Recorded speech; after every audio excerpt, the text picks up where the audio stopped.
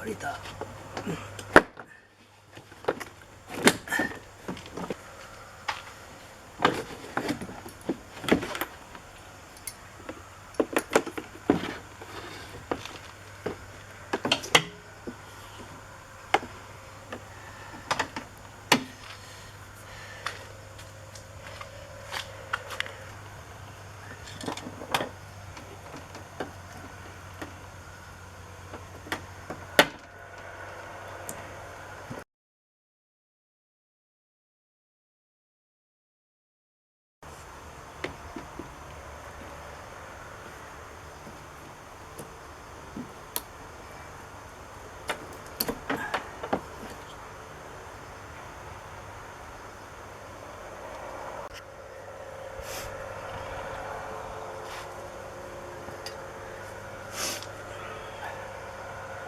8ミリです。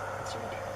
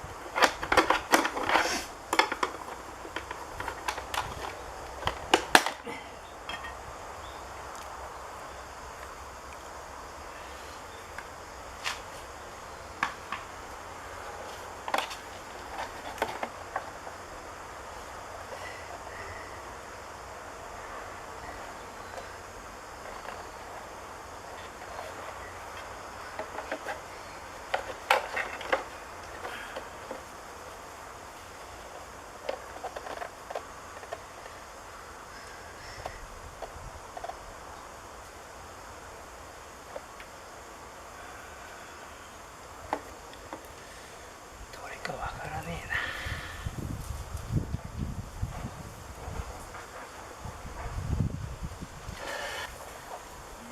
あとは幹事長の挨拶、あとは候補者の登壇などが行われ関する発言がございます。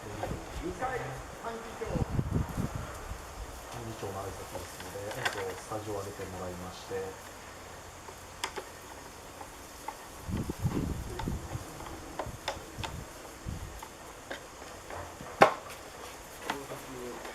第80条5項により、総裁が新たに選任された場合は、役員の任期は終了することになっております。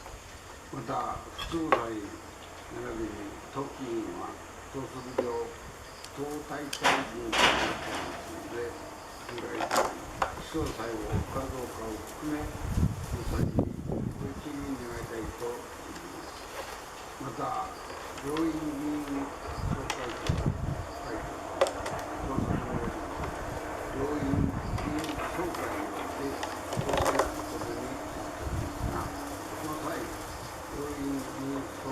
長および副会長の選任と今後の移動につきましても総裁にご一任いただきますようお願いをいたします。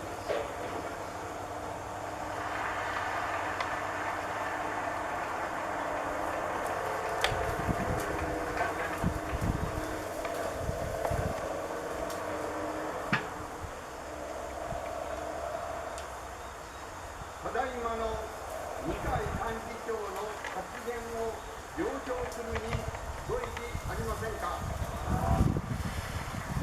ご異議なしと認め、発言の通り決定いたしました。ここで候補者の皆さんにご登壇いただきます。河野候補、高市候補、野田候補、お願いをいたします。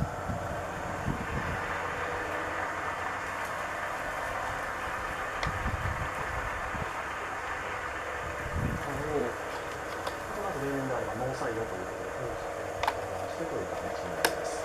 発信力が弱いと言われていた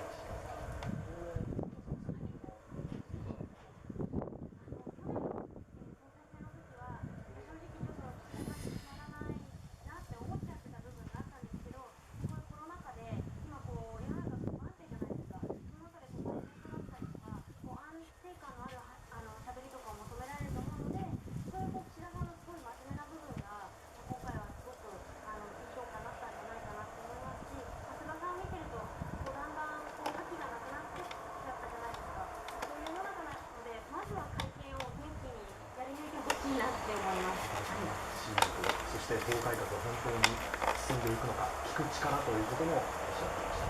ではここで先ほど一旦すみません途中になりました。ホランさんつながっているでしょうか。ホランさん中島でした。はい、お伝えします。先ほどの人事の話もそうなんですけれども、この法改革であったり政策であったりという部分を突破力を持って岸田さんが本当に進めていけるのかというところはポイントになりますね。今回の総裁選なんですけれども、ある河野陣営の話によると、やはり安倍さん、麻生さんが思い描いていた勝利の結果になったと指摘していまして、それから今まで安倍麻生体制が進んできた自民党と、岸田さんが自分が描く自民党の姿というのをどう残すべきとか、残して変えるとか変えていけるのかというのが一つポイントになります。実際その実現をこれであるのこれ。課題はどんなところですか。まず私たちの来ているのが政権のしかばしか切ってもいいかな。切ってみようか。岸田さん実は